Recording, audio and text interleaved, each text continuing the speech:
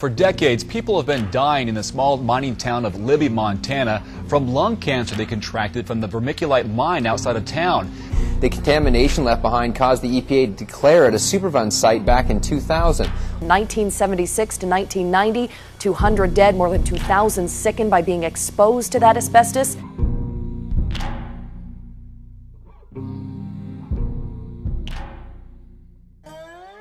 I know it's crazy for a lot of people as they drive by to see this robot shop in the middle of nowhere. It's even crazier when you introduce something that nobody else has seen that's on the forefront of technology to a small town that barely has cell phone service.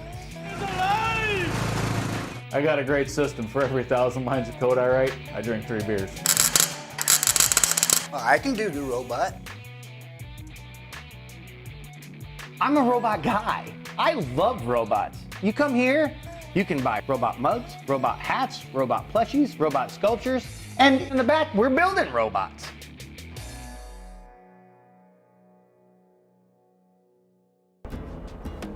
So, you know Sally's mom? Right. That's having a hard time getting around? Yeah. I want to help her out somehow. And I think the way to do it is, figure out a way to take care of her yard for her. Something easy. Okay, are you going to do go mow it for her every week? Are you going to hire some kid to mow it for her every week? What are you going to do? She's got this old push mower that she can't use anymore. Like a gas mower? Like old school push ones. Well, it would be great if we could take her old lawnmower and incorporate it and then give her a new lawnmower that has that in it. The lawnmower was created well over 200 years ago. It started with a push mower, then eventually worked its way up to when it had a motor, and then a riding lawnmower. But there's still another step because the human has to control it and it has to drive it. We're taking it to the next step and removing that element. I've worked with 4 big corporations on the government where they have very, very deep pockets. If you need something, you can get it. That's not the case here. We have to work with what we can scrounge up and work with what we can find. You're looking to buy one of these lawnmowers? I am. I'm not looking for a good one. I'm looking for one like that. You willing to part with that one? If the price is right, I'd deal with anything. I'm a wheeler dealer. Sweet. I love looking for random, old, odd, cool stuff, changing it into something completely different. The whole idea is to take something like this that was built really well and served its purpose. Why can't we just go get, a perfectly good piece of equipment and start with that? My Uncle Tom, he doesn't grasp it a lot of times. He grew up with this stuff and doesn't see it the same way I do. I used one of those when I was a kid. I worked really hard so that I could save up enough money to buy one with a motor on it. Fun part about building a robotic lawnmower really gets into the technical aspects.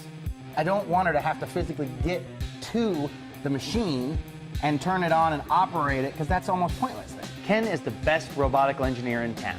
So how do we get rid of the key? He's the only robotical engineer in town. We're not reinventing the wheel here. We're taking 2 technologies that already exist and putting them together to make something fun and exciting and cool, kind of like the Snuggie. There's always been bathrobes, there's always been blankets. Somebody just put those 2 together. We're going to have to see how long it takes it to go X amount of feet in a certain gear. The way these servos talk, there's a brain continuously sending information to each servo and getting information back from it.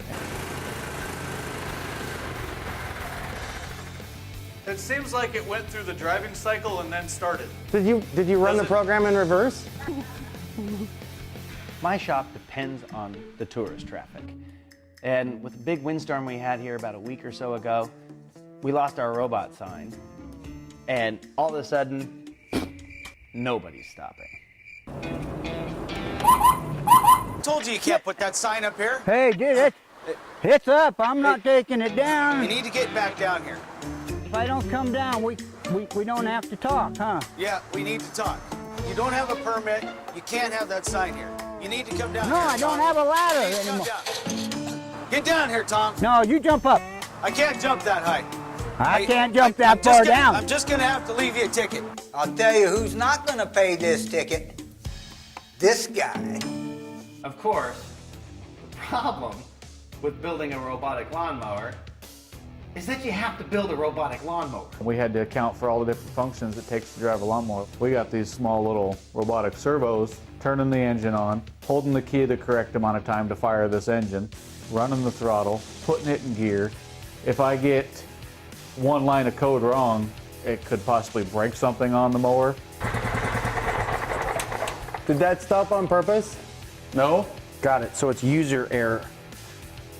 It could be the Indian and not the arrow. That old lawnmower that we found in Mrs. Sutherland's garage is actually circa 1945, made by the Suffolk Lawnmower Company. They're made from steel that was a much higher quality than what you can find today. All right, we're gonna try this again. Are you ready? No, not yet. Hold on. You're not? That's not funny. I moved to New Zealand and got a chance to work with Peter Jackson on The Hobbit. I learned a lot from The Hobbit. I learned that you have to use everything that you have available. Part of the reason that we built the body the way that we did is I wanted something stylized, but the materials that I have available are old water heaters that are no good, so I can get them for free. If you're gonna bring technology and something different, it has to be loud. Whoa! In your face. That is awesome. Really? Really? But why have one amazing push mower when we can have three? That's why I decided to incorporate two in the front and one in the middle.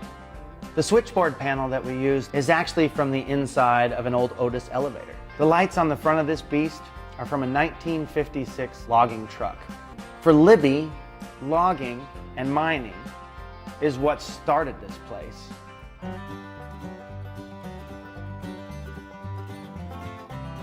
So we just dropped off the robotic lawnmower to Mrs. Sutherland. It might have been a little more than she was expecting, but at least she doesn't have to push that old lawnmower around anymore.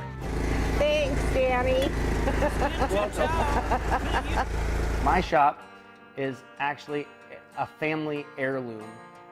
Grandpa, when he had this, it was a creative studio. It was a place for him to be able to create his visions and give them to the world. Having the chance to come back to the place that he created as his home and start something fresh and creative and use those skills that he taught me, I mean, it gets you.